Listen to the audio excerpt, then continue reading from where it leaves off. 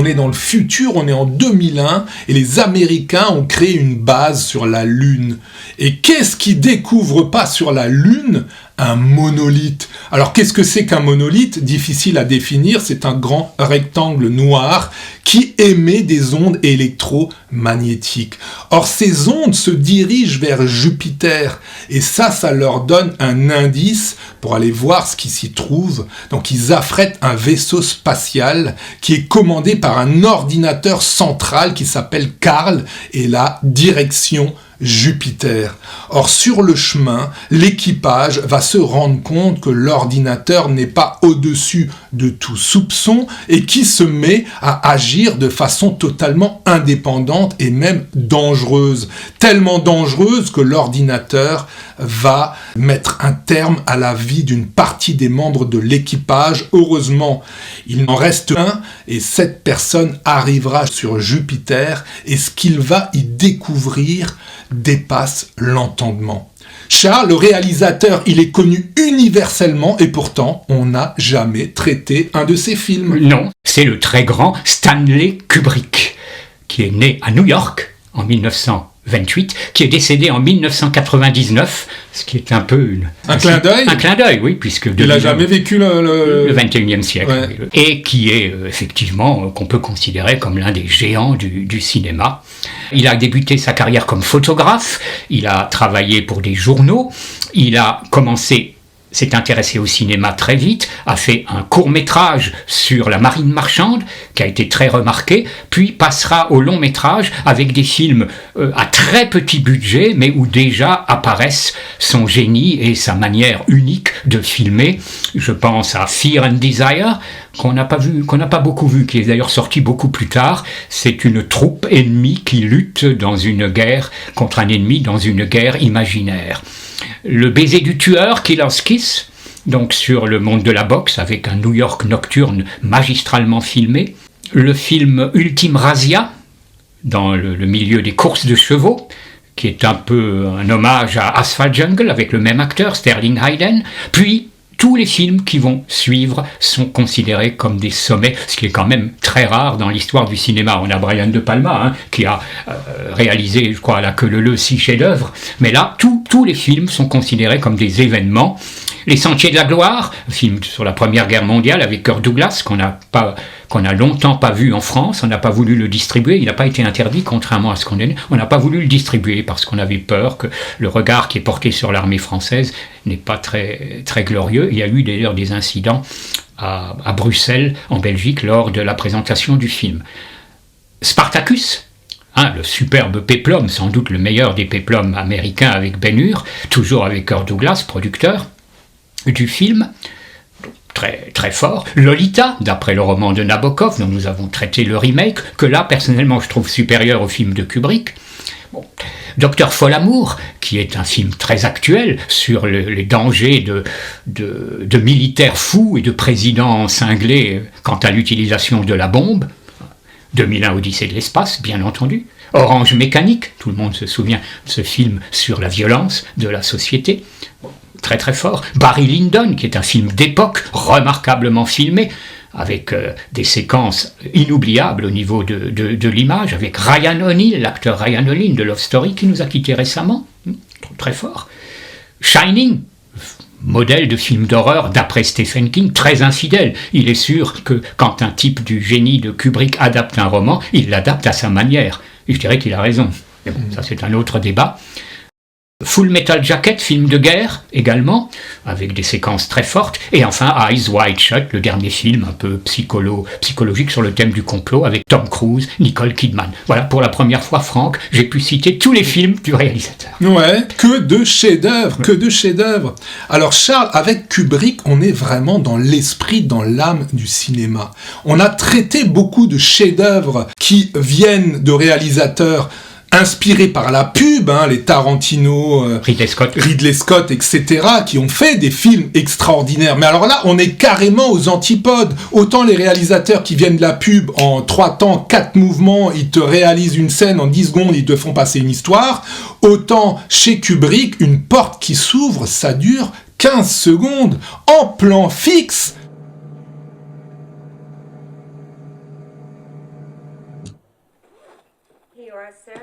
Là, on est dans 2001, dans le cinéma contemplatif. Là, on se laisse bercer et on est dans l'espace.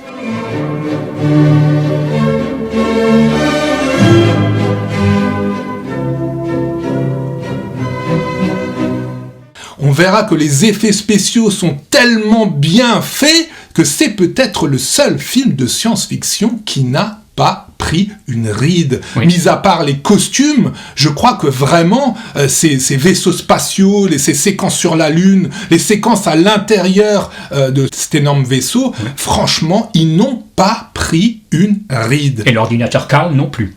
Et l'ordinateur Carl non plus. Alors Charles, justement, en parlant de cet ordinateur, on va dire un mot sur le casting, mais je voudrais avant tout souligner pour moi la version française qui est extraordinaire. Pourquoi ?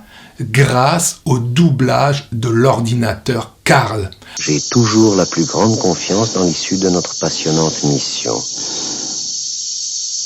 Et je veux vous aider à la mener à bien.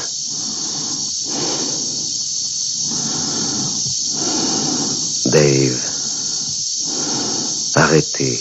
Spécial hommage à François Chaumette, Oui. qui est une des plus belles voix du cinéma français. Et là, franchement, je vous conseille absolument de regarder le film en version française, parce que cette voix d'ordinateur, elle donne des frissons. C'est extraordinaire. Je rappelle Chaumette, acteur de théâtre, souvent des rôles de méchants dans le cinéma, de traître, le bossu. C'est le méchant face à Jean Marais, dans Gallia de Georges Lautner avec Mireille d'Arc. Bref, un acteur extraordinaire, effectivement, et qui avait une voix, un peu comme Jean Topard, un peu la voix de Vincent Price aussi, Georges Aminel. Ah oui, ça c'est là tu cites les meilleurs. Ah oui, là. Aminel, Topard, Chaumette, c'est le top du top.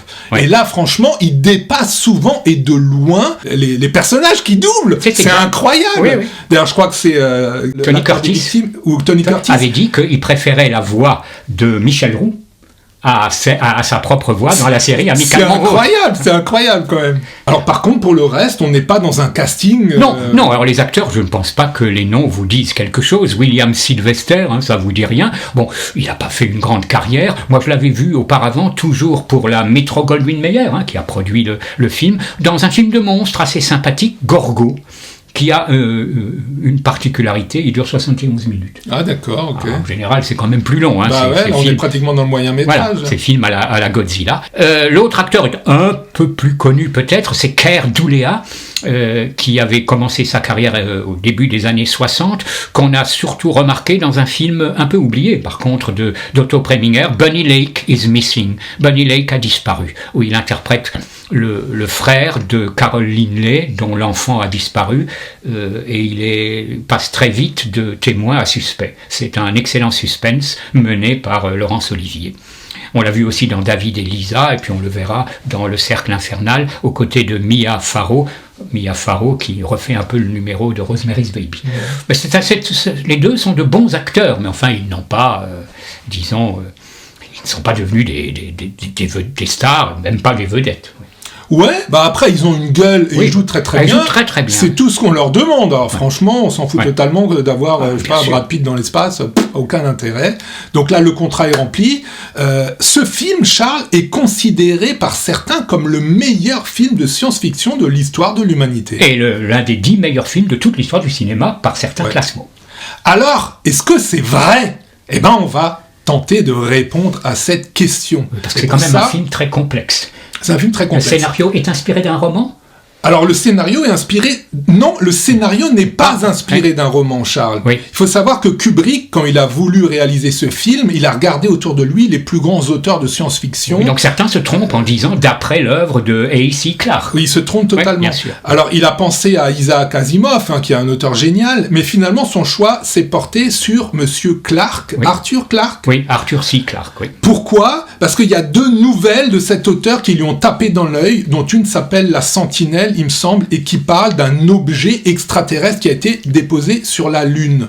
Mais ça, c'est pas l'histoire de 2001 Odyssée de l'espace, parce que Kubrick a utilisé cet élément de scénario et il a, ensemble avec Monsieur Clarke, composé l'histoire. Et au fur et à mesure du tournage, cette personne, ce monsieur Clarke, a effectivement réalisé un roman. Mais ça n'est pas inspiré d'un roman. Beaucoup se sont trompés parce que c'est vrai que souvent les œuvres de Kubrick sont inspirées d'auteurs. Oui, bien sûr. Lolita, bien sûr. Shining, c'est Stephen King. Eyes Wide Shut, c'est Arthur Schnitzler. Voilà. Donc, maintenant, on va essayer de répondre à cette question. 2001, Odyssée de l'espace, est-il le meilleur film de science-fiction de tous les temps ? Un cinéma contemplatif, c'est bien sympa. Le réalisme, se retrouver vraiment dans l'espace, avoir cette impression comme dans Gravity d'y être, c'est absolument génial. Mais à partir de là, on a besoin de rentrer dans l'intrigue. Voilà, on a besoin de rentrer dans l'histoire. On a besoin de suspense. Or, du suspense, c'est pas qu'il n'en ait point, mais c'est qu'il n'y en ait peu. Oui. Du suspense, il y en a en tout et pour tout peut-être 10 minutes. Ce sont les 10 minutes pendant lesquelles Carl va prendre possession du vaisseau. Oui. Et là, moi, je me suis retrouvé plongé dans l'histoire. Avant, bon ben voilà, j'y étais dans l'espace, c'est bien sympa, mais je pouvais pas m'empêcher de regarder ma montre ou à temps à autre, j'y étais pas. Et ben quand Carl prend possession du vaisseau, on est plongé dans l'histoire. Il y a une intrigue, on s'attache au personnage. Et là, ça devient génial. Le deuxième défaut, Charles... Je pense savoir, c'est la complexité du scénario. C'est la complexité du scénario. Et là, petit suspense, je suis sûr que 99,9% des gens qui ont regardé ce film n'ont rien compris. Ah oui, ça c'est évident. Moi, on m'a toujours dit « Ah, c'est magnifique, c'est merveilleux », mais j'ai rien compris. Mais c'est pas étonnant, moi non plus, j'avais rien compris. Et là, petit scoop, je vais tout vous expliquer de A à Z. Mais avant, Charles, on va quand même parler de la musique. Oui, alors la musique, donc pas de compositeur, c'est-à-dire, entendons-nous, pas de bande originale composée pour le film, ce qui sera d'ailleurs la marque de fabrique de tous les autres films de Kubrick à partir de ce moment-là. Alors on utilise du classique.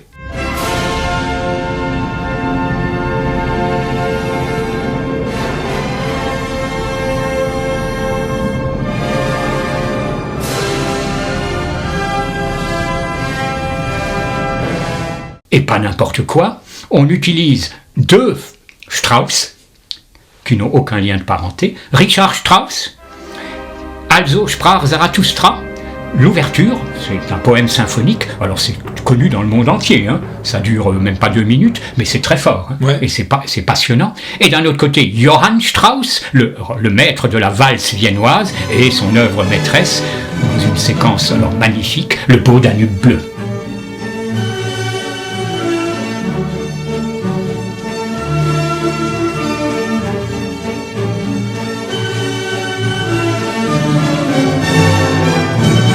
Il y a aussi quelques compositeurs contemporains, hein, comme Ligeti, avec des musiques, disons, beaucoup plus difficiles à écouter.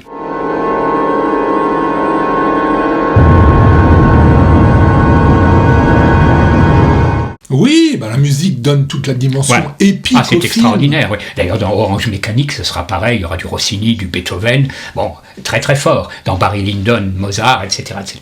Il y avait un compositeur, c'est Alex North, qui est un grand compositeur, hein, le compositeur de Spartacus, du même Kubrick, compositeur aussi du dernier film de Marilyn, Les Désaxés, de Misfits, qui a composé beaucoup de films de John Huston, qui a d'ailleurs composé une ouverture qu'on peut avoir sur disque, qui est pas mal, hein, qui est assez intéressante, un peu dans l'esprit de Jerry Goldsmith. Mais finalement, il n'a pas pris, il a utilisé ses morceaux classiques. D'ailleurs, même dans le Blu-ray, à un moment, il y a un entracte et pendant, je sais pas, pendant un quart d'heure, on n'entend que de la musique sur un écran noir. Aussi, hein, l'ouverture du film, c'est un écran noir sur une espèce d'éclipse magnifique avec cette musique extraordinaire. Donc voilà, on est dans le cinéma avec un grand C. On n'est pas du tout, comme on l'a dit. On est dans une autre dimension. On est dans une autre dimension et vraiment, c'est le 7e art. Oui. Mais pour que ce soit un film, il faut qu'il y ait une histoire. Et pour qu'il y ait une histoire et que le spectateur l'apprécie, il faut qu'il la comprenne. Parce que tous les gens qui disent « Ah, 2001, c'est mon film préféré, il est extraordinaire !» Alors, premièrement, j'ai envie de lui dire « Mais tu t'es pas ennuyé un peu, non ? T'es sûr ? Et l'histoire, tu veux bien m'expliquer ? Ah bah, l'histoire, j'ai pas compris, mais on s'en fout. De toute façon, ce qui compte, c'est de laisser bercer. » Oui et non. Moi, je comprends que des gens se laissent bercer, il n'y a pas de souci. Mais il manque quand même un élément primordial qu'est-ce que c'est que ce monolithe ? Oui. Qu'est-ce qu'il fout sur la Lune ? Pourquoi il y a un homme préhistorique qui à un moment jette un bout d'os en l'air ? Mais qu'est-ce que ça signifie ? Eh ben, j'ai appris avec les recherches sur Internet le fin mot de l'histoire. Et tout a une explication. Et quand on comprend le film, on accède à une dimension supplémentaire qui fait que enfin on peut vivre le film dans sa plénitude. Alors qu'est-ce que c'est que ce prologue où on voit les hommes préhistoriques en train de vivre avec des animaux qui les attaquent, avec d'autres tribus qui se battent, etc. Et tout d'un coup, bim bam boum, il y a un monolithe qui vient se planter au milieu de tout ça. Eh bien, ce monolithe, il répond à une thèse qui existait beaucoup à l'époque chez les auteurs de science-fiction et qu'on retrouve même dans une certaine interprétation de la Bible, qui est la thèse du chaînon manquant. Comment l'homme préhistorique est passé d'un singe complètement benet à un être qui est capable d'aller sur la Lune. Et bien pour ça, il y a eu un petit coup de pouce, et ce petit coup de pouce, c'est une civilisation très très très avancée d'extraterrestres qui sont venus placer ce monolithe qui en fait a des capacités d'émission électromagnétiques, et on le voit très bien dans le film, cet homme préhistorique qui est comme une bête, tout d'un coup avec les ondes électromagnétiques, il prend conscience qu'il peut se lever, il prend conscience qu'il peut utiliser un objet comme arme. Et ça va le transformer de l'état de primate à l'état d'homme, et ça va l'amener des millions d'années plus tard à aller sur la Lune. Or, ce voyage sur la Lune où on découvre ce deuxième monolithe, eh bien, si on veut, c'est le deuxième passage qui a été initié par cette civilisation extraterrestre qui ont prévu que l'homme allait évoluer et se sont dit que le jour où il serait capable de quitter la Terre, il serait assez mûr pour passer à la deuxième étape. Première étape, passer de l'homme préhistorique à l'homme civilisé. Deuxième étape, passer de l'homme civilisé à une nouvelle évolution. Et cette évolution, elle est marquée par une personne qui va à la fin du film se retrouver dans une chambre très très étrange qui est décorée façon Louis XVI, on ne comprend rien. Oui. Eh bien, ce sont les extraterrestres qui lui ont placé ce décor pour qu'il puisse se retrouver dans un environnement familier. C'est pour ça qu'on le voit à différentes étapes, on le voit vieillir. Ils lui ont préparé un repas qui ressemble au repas de la Terre. Ils lui ont préparé une salle de bain, un lit, pour qu'il puisse vivre dans des conditions qui lui rappellent son chez lui. Et il va terminer sa vie là-bas. Et là, il va retomber en tant qu'embryon, c'est la théorie de la réincarnation, et il va revenir sur Terre pour donner naissance à une nouvelle évolution de l'humanité. La boucle est bouclée, on comprend enfin ce que c'est que ce purée de monolithe. Ah, on va revoir le film là et on va tout comprendre. Excellent. Donc Stanley Kubrick, 2001, Odyssée de l'espace. À bientôt.